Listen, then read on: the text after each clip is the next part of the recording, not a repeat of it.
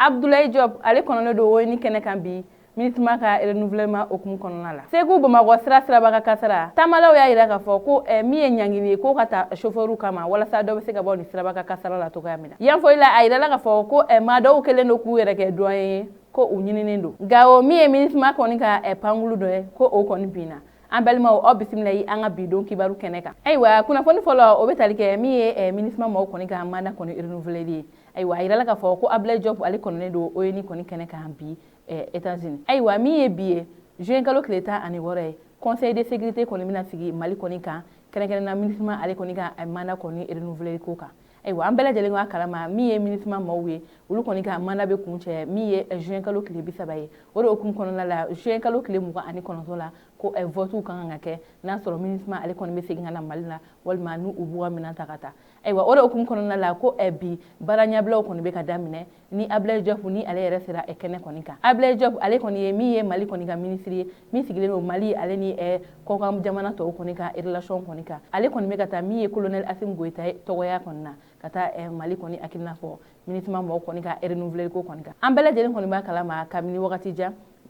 min ye fasoden dɔw ye olu kɔni wulilen do k'u jɔ ko ministre maaw kɔni ka taa ka bɔ an ka jamana kɔnɔna la. Nka min ye an ka jamana ɲɛmɔgɔw ye an kɔni ma olu ka kuma mɛn a ko la. U ma bɔ k'a yira k'a fɔ n'a sɔrɔ nin mandat in n'a bɛ renouveler walima n'a tɛ renouveler nka min ye bi ye an bɛɛ n'i ta n'i bila don a ko la. Sabula Abdoulaye Diop ale kɔni wulila ka taa o ko de kɔni na. Wa min yɛrɛ kɔni ye ONU ye kɛrɛnkɛrɛnna u ka secrétaire général n'o ye Anthony Guterres ale kɔni y'a yira k'a fɔ ko nin mandat in kan ka renouveler wa o tɛmɛnen ka bɔ yen a y'a yira k'a fɔ ko wa ko yɛlɛma caman bɛna don mandat in na ni a renouveler la o yɛlɛma fɔlɔ o de y'a yira k'a fɔ ko dɔ bɛna fara min ye ministre maaw kɔni kan an ka jamana kɔnɔna la ko sabula u bɛna maa minnu bila ka na ko o bɛ taa fo maa 2000 kɔ kɔni na o maa 2000 kɔ la ko min ye polisilakaw ye ko o bɛna kɛ maa 600 kɔ ye. Ayiwa o tɛmɛnen ka bɔ yen nɔ ko o bɛna min ye bureau dɔ ye ni o bureau ka baara bɛna sigi dugujukɔrɔmuguw kɔni sɛgɛsɛgɛli kan wa o tɛmɛnen ka bɔ yen tuguni min ye nin makofɔlen ka kuma kɔnɔna la a y'a yira k'a fɔ k'u bɛna unité de police constituée dɔ kɔni kɛ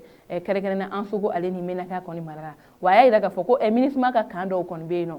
an ka jamana yɔrɔ dɔw la ko o yɔrɔ ninnu bɛna datugu kɛrɛnkɛrɛnna Bɛri kɔni fan fɛ ni a bɛ Tɔnbɔkutu mara kɔni na ani Kidali yan ninnu fana fɛ ko ministre ka bureau minnu bɛ yen nɔ ko olu kɔni bɛna datugu wa a y'a yira k'a fɔ fana ko jamana minnu ka cɛdenw bila ka na ministre la ko jateminɛ bɛna kɛ o bɛɛ lajɛlen kɔni na o de hukumu kɔnɔna la min ye Abdoulaye Diop ye ale yɛrɛ kɔni bɛ nin kɛnɛ in kan u bɛn'u da don Mali ko kunna ani ministre kɔni ka mandat ko kɔni na wa ni min bɔr'o la an n'o dɔ kulo kan an ka don nata kibaruyaw kɔni na. Ayiwa o tɛmɛnen ka bɔ yen nɔ kibaruya wɛrɛ min b'an bolo ka da kulo kan o de k'a fɔ Segu Bamakɔ ko ale ye yɔrɔ min siraba kasara kɔni cayalen don kosɛbɛ wa maa caman kɔni bɔnɛla a ni la ni yɔrɔ kofɔlen kɔni na o de hukumu kɔnɔna la min ye taamalaw dɔw ye olu y'a yira k'a fɔ ko an ka jamana ɲɛmɔgɔ k'u kan ka ɲangini bale ta ka ɲɛsin chauffeur minnu ma minnu bɛ boli kojugu kɛ nin sira in kan. Sabula lakɔlɔsiliw y'a yira k'a fɔ ko nin siraba kasara ninnu caman ye ko mobili boli kojugu ye ni an b'a fɔ o ma excès de vitesse ko o hukumu kɔnɔna la ko min ye sariya ye ko sariya ka sigi sen kan walasa o kow bɛɛ lajɛlen bɛ se ka labato cogoya min na. Ayiwa maa dɔw fana y'a yira k'a fɔ tuguni ko min ye sufɛ bolili ye ko k'olu jɔ nin sira in kɔni kan kɛrɛnkɛrɛnna Bamakɔ ale ni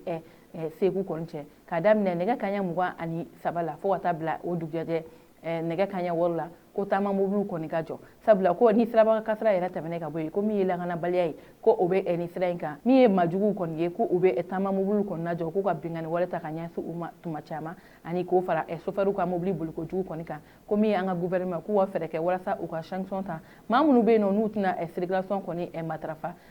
a code de la route ani ka circulation sariyaw kɔni bato k'olu kan ka ɲangi wa min yɛrɛ ye Fana maire ye ale y'a yira k'a fɔ ko nin siraba kasara ninnu kɔni tɛ sɔrɔ dɔw wɛrɛ fɛ ko de ye k'a fɔ maa bɛ yen nɔ ko u tɛ siraba ka sariyaw kɔni bato ko o de kɔni bɛ na ni siraba kasara in kɔni ye ko min ye gouvernement k'u k'u jɔ u jɔyɔrɔ la walasa ni makofɔlen ninnu bɛ se ka ɲangi cogo min walasa maaw kɔni bɛ se ka kisi nin sira in kan sabula ko min ye Segu Bamakɔ ye ale ye sira min na maa caman kɔni bɔnɛla a ni na wa hali bi maaw kɔni bɛ ka bɔnɛ a ni la wa min ye siraba kasara min kɔni kɛra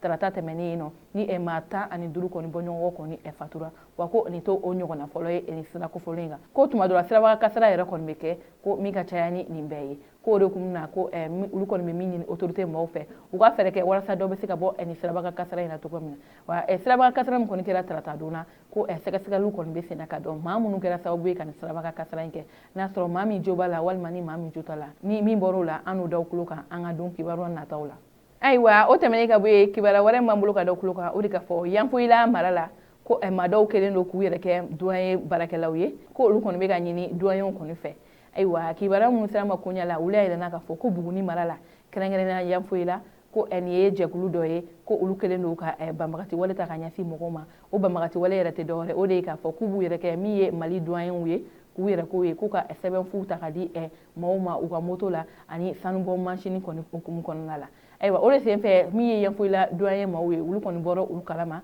nka u ma se k'u bolo da maa kelen kɔni kan ni maa kofɔlen ninnu kɔni na nka ko min ye duwaye maaw ye u y'a laɲini bɛɛ lajɛlen fɛ ko bɛɛ lajɛlen k'i kɔlɔsi ko maa dɔw kɛlen don k'u yɛrɛ kɛ duwaye ye ko k'a sɔrɔ olu kɔni tɛ duwaye nka ko sɛgɛsɛgɛliw kɔni bɛ sen na walasa bolo bɛ se ka da ni maajugu ninnu kan cogoya min na ayiwa o sɛgɛsɛgɛli ninnu kɔni hukumu kɔnɔna la ni an ye jaabi min sɔrɔ o la an n'o da kulo kan an ka don nata kibaruyaw kɔnɔna na ayiwa kibaruya kuncɛla kibaruya wɛrɛ m'an bolo ka da kulo kan o de ka fɔ Gawo mara la a yirala k'a fɔ ko min ye MINUSMA mɔgɔw kɔni ka pankuru ye ko ale kɔni binna yen nɔ ayiwa kibaruya min sera ma olu y'a yirana k'a fɔ ko kunu min tun ye juin kalo tile 15 ye ko Gawo pankuru jigiyɔrɔ la ayiwa a yirala k'a fɔ ko san fiɲɛ kɔni hukumu kɔnɔna la ko min ye MINUSMA mɔgɔw kɔni ka pankuru ye ni a bɛ fɔ o ma eliko k'ale kɔni binna ko o binni hukumu kɔnɔna la min ye maa 11 ye ko olu kɔni joginna o maa 11 na a yirala k'a fɔ ko maa 2 kɔni bɛ yen nɔ olu kɔni ka jogini kɔni dama tɛmɛna wa min ye maa 9 ninnu kɔni olu kɔni ka jogini kɛra fitinin ye ayiwa ni maa kofɔlen ninnu kɔni k'u bɛɛ lajɛlen kɔni taara MINUSMA kɔni kɛnɛyaso la walasa u bɛɛ lajɛlen bɛ se ka kɛnɛya cogo min na ayiwa an bɛ dugawu kɛ maa minnu bɛ yen nɔ n'u ka jogini kɔni juguyara ala ka lafiya d'u bɛɛ lajɛlen kɔni ma ayiwa an balimaw ni ne kɔni tun ye an ka bi don kibaru ye ka da kulo kan aw ni ce aw ka kulomajɔ la aw k'an bɛn an ka